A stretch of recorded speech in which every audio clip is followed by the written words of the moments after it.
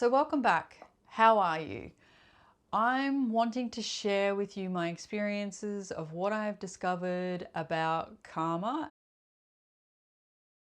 So there's two types of karma.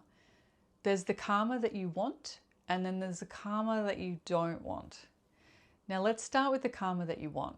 So the way that I worked this out or came to this conclusion was the pursuit of being psychic. So my main goal is, how can I be more psychic? How can I be the best psychic version of myself? And what I discovered really early on is the more inner work, the more emotional work I did on myself, the more psychic I became. So it's become this ongoing pursuit where I'm constantly doing inner work and going deeper with myself, because the deeper I see myself, the deeper I see others. On that realization and the continual quest of doing work on myself and seeing myself more clearly, I also see all the stupid things I've done.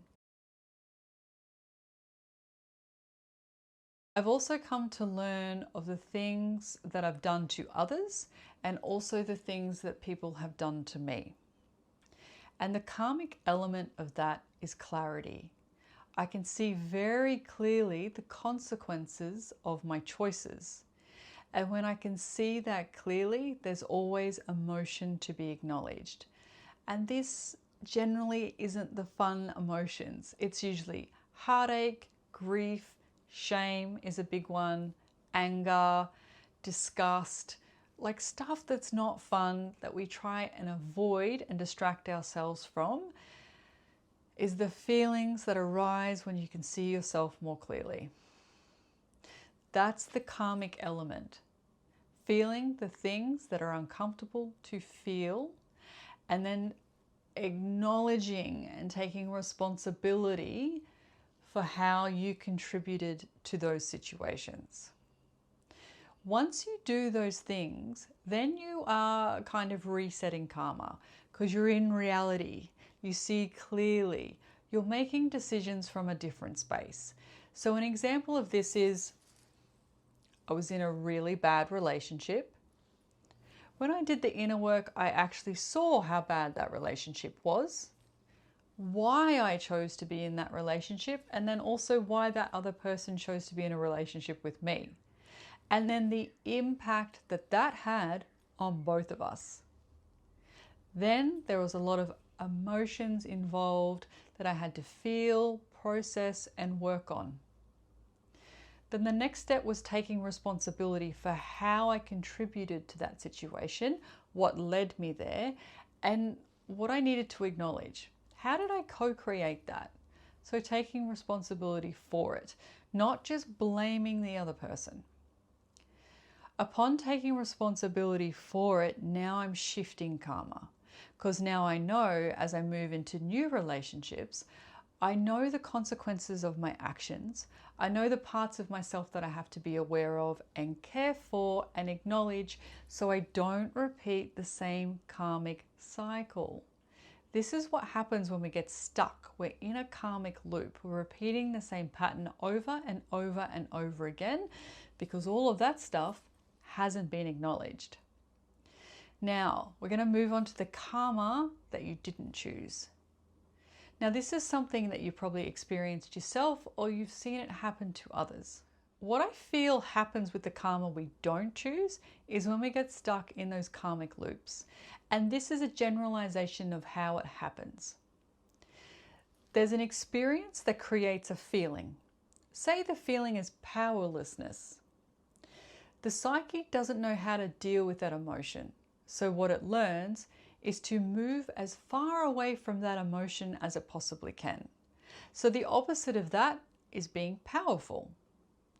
The problem is the powerlessness hasn't been acknowledged. It hasn't been cared for, the emotions haven't been felt, so therefore it becomes part of the subconscious. It gets suppressed. I want to do everything I can to ignore that's actually how I feel. The problem with this is we just recreate the thing we're ignoring. So here's an example of this.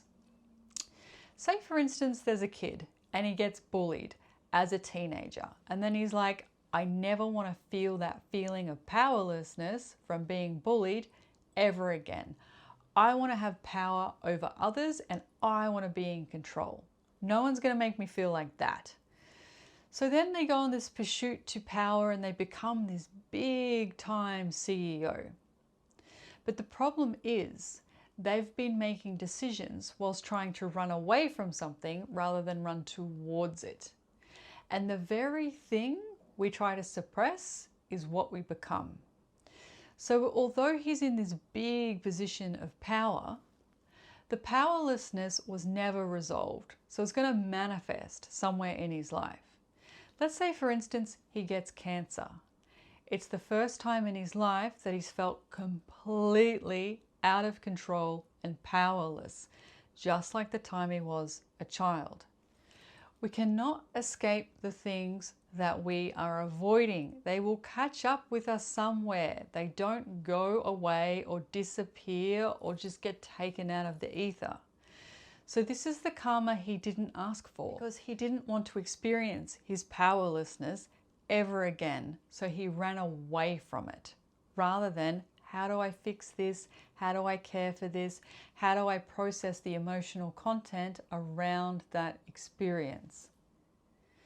Although he's not powerless in his position, the rest of his life, he absolutely is.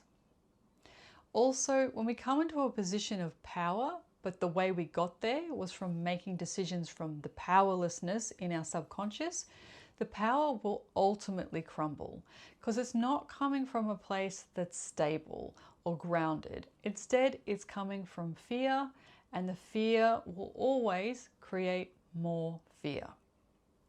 Hence, the karma that you didn't choose. And this is what I've learned around karma from reading so many different people's minds and seeing the consequences of their actions and also their future timelines.